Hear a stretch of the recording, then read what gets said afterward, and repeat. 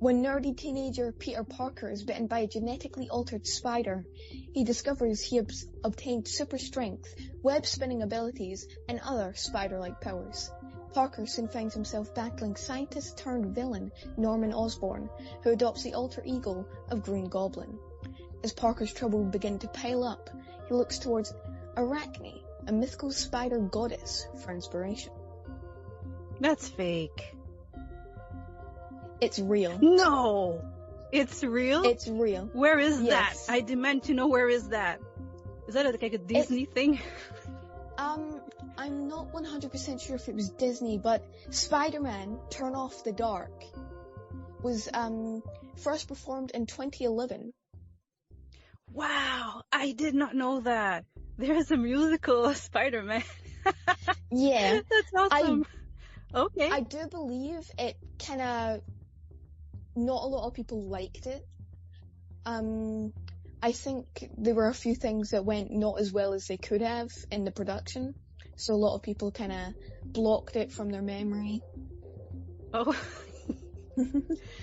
Okay, Yeah. it was so awful that they blocked it from their memory. It's like, I don't recall going there. What's going on? It's Yeah, a Twilight apparently Zone. so. Wow. Oh, well, you just taught me something. I'll take a look. I'm curious now. How did you say it was called? Spider-Man what? Spider-Man Turn Off the Dark. Turn Off the Dark. Okay. Interesting. I'm not sure if you'll be able to find it online, but if you can, go ahead and send me that afterwards. Okay. I'm quite curious. Even the media forgot about it. Wow. Yep. All right. Okay. That's All funny. right. This next one, Shrek the musical. Shrek the musical is the story of a hulking green ogre who, after being mocked and feared his entire life by anything that crosses his path, retreats to an ugly green swamp to exist in happy isolation. Suddenly a gang of homeless fairy tale characters raid his sanctuary, saying they've been evicted by the vertically challenged Lord Farquaad. So I cannot speak. That's fine. It happens to me too. It happens to voice actors too, which is weird, but it does. Yeah. You think your profession being talking, you would be able to talk? Nope. It doesn't work like that apparently. Anyway, continuing on. Shrek strikes a deal. Yep. I'll get your homes back if you give me my home back. But when Shrek and Farquaad meet, the Lord strikes a deal of his own. He'll give the fairy tale characters their homes back if Shrek rescues Princess Fiona. Shrek obliges, yet finds something appealing, something strange and different about this pretty princess. He likes her a lot, but why does she always run off when the sun sets? That's true. It is. It is a real musical. Yeah. I did not see it, but it's exactly like the animated movie, and I know that there was a musical made with that. So. Right. This next one, Jump Force. Jump Force brings the cast from Dragon Ball Z, Bleach, One Piece, Death Note, and Hunter x Hunter for a musical battle against Prometheus and his mind-controlled lackeys. But will their combined power be enough to stop Prometheus' takeover? That's false.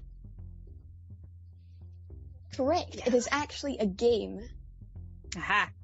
Why didn't they bring Naruto in there? They should have bring Naruto. Oh, yeah, Naruto is actually in there. Oh. I don't know why. Okay. See? Actually, wait, isn't it? Yeah, Naruto's in it. Naruto should be everywhere. Naruto everywhere. Yes. I'm doing good. Yeah, you only got one wrong so far. Yeah, I did. Okay, this next one. Ratatouille. Ratatouille the musical follows the story of the animated movie by the same name. Remy dreams of becoming a great chef, despite being a rat in a definitely rodent-phobic profession. He moves to Paris to follow his dream, and with the help of hapless garbage boy Linguini, he puts his culinary skills to the test. in the kitchen, but he has to stay in hiding at the same time, with hilarious consequences. Oh, man. I know that story. I love it very much. But I never heard of a musical. But then again, Disney makes musicals with everything. So I'm gonna say yes. It's true. Correct. It is. It was not produced by Disney though. In fact, it was produced by over 130 TikTok creators who banded together to create songs about the movie Ratatouille, and then it later got produced into an actual musical. That's interesting. That's cool. Like all these TikTok users. Yeah. Wow. Out of all of those, you only got one wrong. So wait. So how did it work then? So they got together like in real life, or is just like a bunch of different screens playing? No, see, I'm not 100% sure because I didn't actually watch it like when it premiered, but from what I know, like a bunch of people started just making songs and like things for the musical, and then eventually it began like gaining money to actually produce it, and I think like maybe the producers went through and like picked out a few songs, and compensated the creators. Oh, that's awesome. I read up very briefly, I believe that's really cool. Around what happened. Yeah. That's cool. I'm gonna check it out. Yeah, sounds alright. Yeah.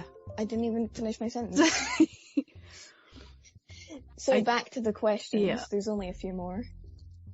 So, the crowd to you, is it a distraction? Do you use it? What is the crowd to you? What did I say last time? It was so good. The crowd is a heart that you have to conquer. And it's true, because you want to please them, you want to make them laugh, you want to make them cry. If they believe if they believe in the story that's going on in front of them, then you did your job well. Yeah, that I think is a great way of putting it. Yeah. I think I'm going to put that sentence. That's the best sentence I've ever said in my life. I think I'm going to write it down on a paper and put it on my wall. Just like a scrap piece of paper taped to your wall. Yeah. Just written in pencil with hearts all over it. All around it. Yeah, no, this is, you're trying to tell a story, and it's not fun to tell a story to yourself, so it's better to tell the story to a crowd, and ultimately you want them to believe in, you want them to be able to forget that they're in the audience, sitting in the audience, and you want them to just get in the story and forget everything else and, just enjoy it. Yeah. So, the next question I have for you is, what is the best piece of advice you've received on dealing with audiences and nerves?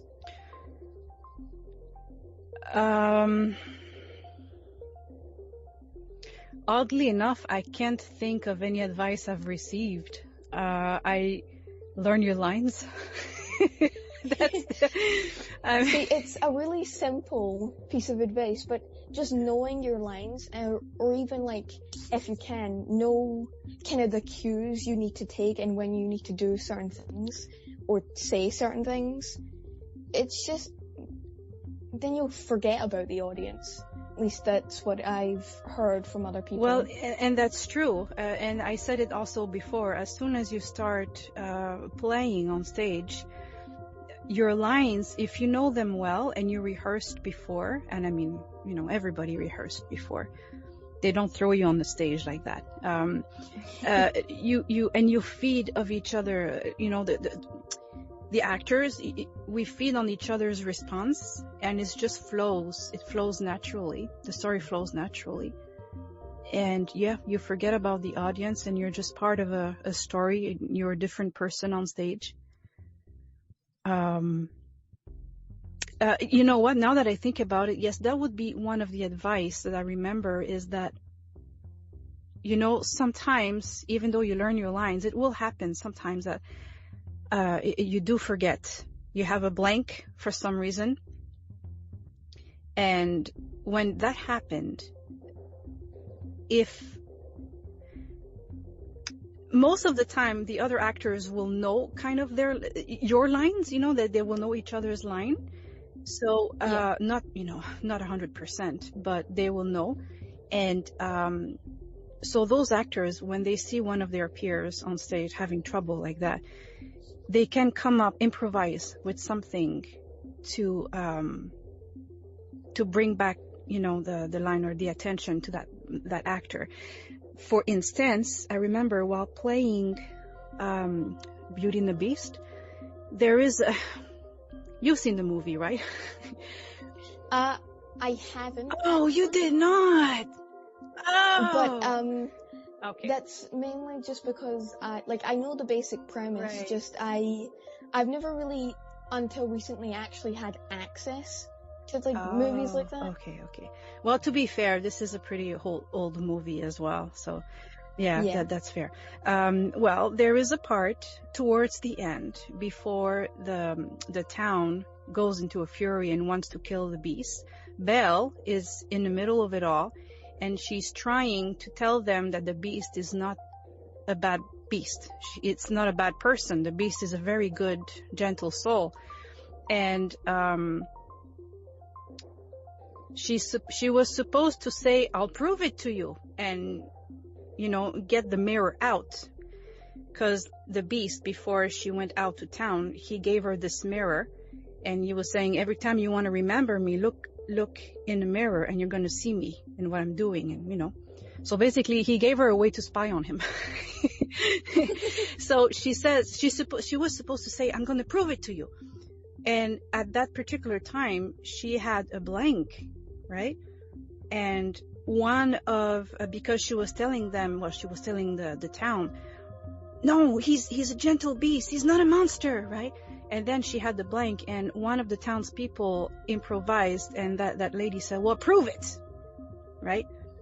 And then she answers, "I will." And then she showed the mirror, right? So this is a way, when it's possible, it's awesome, because the crowd has no idea what just happened. You know, the audience has no idea that one of us, you know, forgot the line. And but sometimes that's difficult to do. And I think I told you once as well, there was this other play that I mentioned, Lysistrata. This guy forgot his line too, but we couldn't think of anything to say to him that would remind him of his line. So the only thing he could do was just calm down and, you know, tell himself, "Well, what the heck, I'm just going to go to the line that I remember," right? So he stepped, he not stepped, what's the word? He skipped a few lines and then started from there, and that was it, right? When things like this happen, you cannot just linger on it and grow even more distressed. You have to just move on to something else and say, "Oh, well, you know." You have no choice, right? Yeah, I don't think the audience will really notice that you've forgotten or you've messed up unless you make it abundantly clear. Yeah, and that's, I mean, the more you wait to say any lines, the more they will notice that something is wrong. Yeah. And the more you become distressed, and the more you become in that state, like the more you panic, you're not going to remember your lines. So you really have to compose yourself the best you can to keep going. And if your castmates can help you, they'll do everything they can to help you remember. Yes. It's a thing. And I think that's a great thing about being in a close group of, like, actors who were all kind of in the same position. They all know, hey, any one of us could forget our line. So we're Yes. going to try our best